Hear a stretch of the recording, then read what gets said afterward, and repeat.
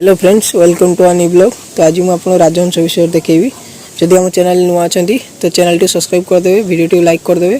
तो चलते स्टार्ट करवा आज ब्लॉग को। हाय नमस्कार फ्रेंड्स। तो बर्तमान सकाल समय तो आज मुझे गोटे बढ़िया जिन देखो आज हम बाड़ी पछपट को आसी गछ फच लगा जाए।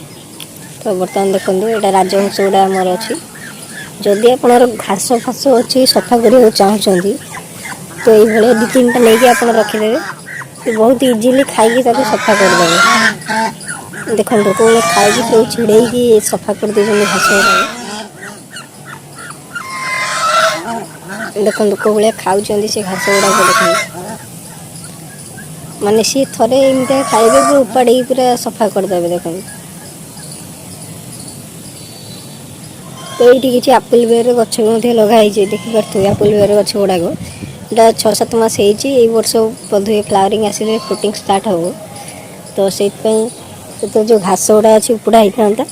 तो जदि राजहंस आप रखा चाहते तो भिडियोटा देखी दिखाते सी कौन घास गुड़ा खाती।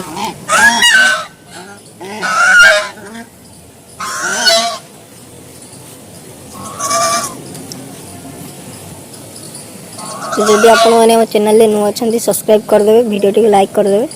तो देखा आउ गोटे एक ब्लॉग रे। जय जगन्नाथ।